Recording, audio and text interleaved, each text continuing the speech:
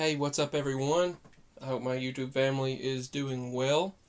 I informed a few people on my channel that I haven't been allowed to post for about a week because of a video I made regarding this whole pandemic that's going on, the whole thing that's happening right now. They told me that any information that just strictly goes against the World Health Organization was not allowed, and that I would not be allowed to post it. And all I was doing was sharing some people's concerns and fears that it led to certain biblical prophecies and other things going on. And they told me that I was not allowed to share that, whether it be Bible verses or anything regarding that. They said it goes against the WHO. So that's one reason why I haven't posted. Another reason why I was able to post yesterday, but I wasn't able, so to speak. I have a bad ear infection. I've had this ear infection for a while, haven't been able to hear anything out of it, my left ear. I finally went to the doctor on Tuesday. I made an appointment. They let me in at 4 p.m. Tuesday. They took a look at it and they said, ugh. She said, well, she's not a MD, she's just a practitioner like all of them. And they looked at my ear and went, ugh.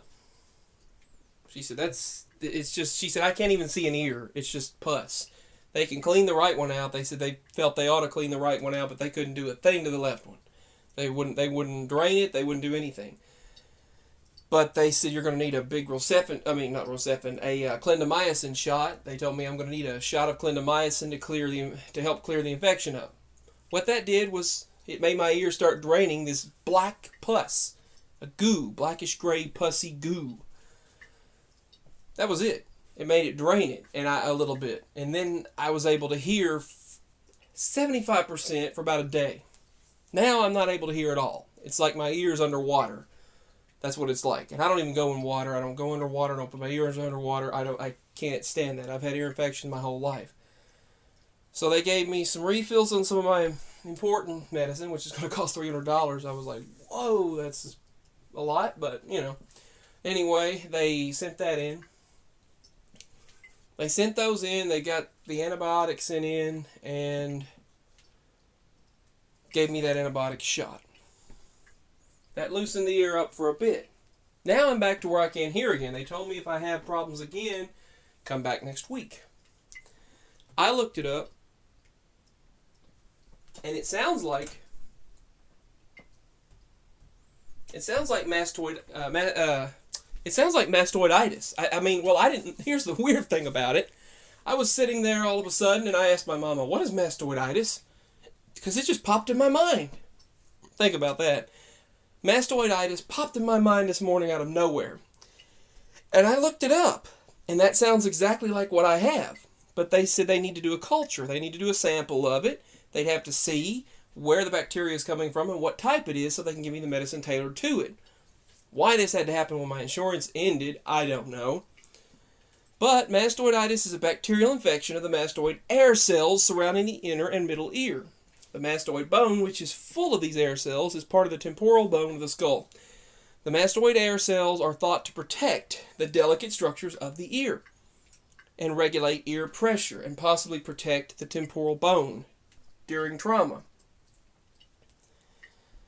They said if trauma happens, like sudden trauma or sudden jarring of the ear, it protects them.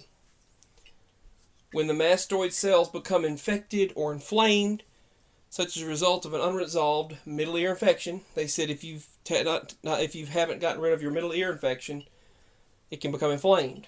That's known as otitis, or that's from Otitis Media information. It's known as mastoiditis. Now, maybe God was giving me this information. I don't know. It popped in my head this morning. Just suddenly, out of the blue, popped in my head, mastoiditis, inflammation of the mastoid process. And I was like, wait a minute, what is this? So I looked it up and I found this. It's not like I looked up this information if I hadn't found it out. I just suddenly was given this information, looked it up, and then found out about it. Anyway, they said it has many vital structures. They pass through the mastoid. Many vital structures pass through the mastoid. Infection may spread outside of the mastoid bone and cause serious health complications.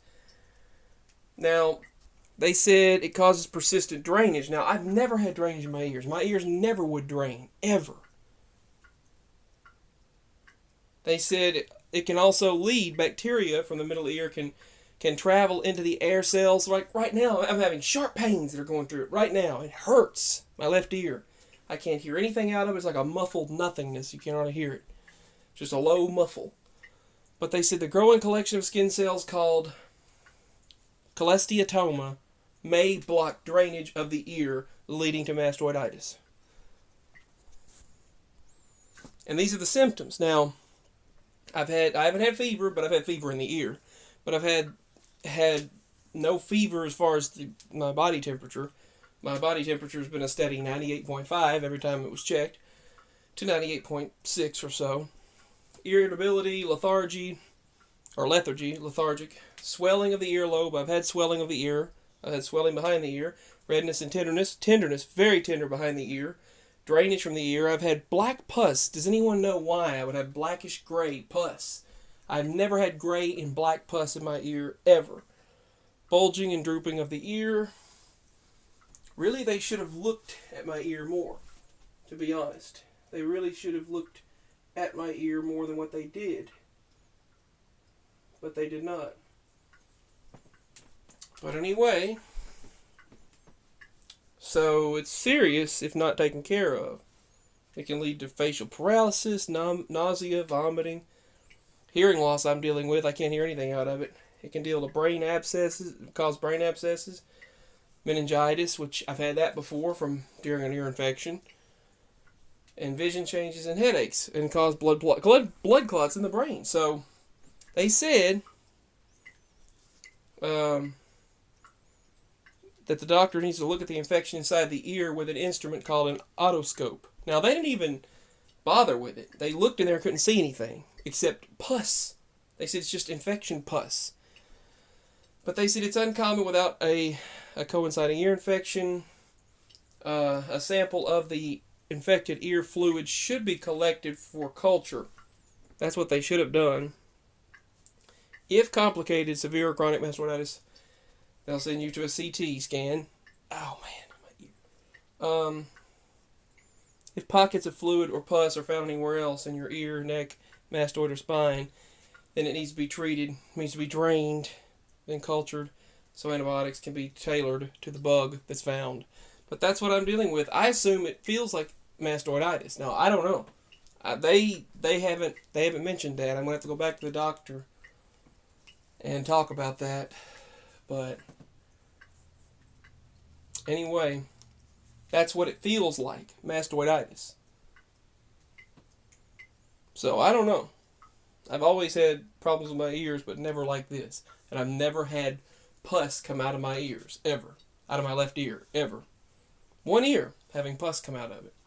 I can't hear anything out of it. It's like I'm wearing an earplug all the time. But anyway, peace.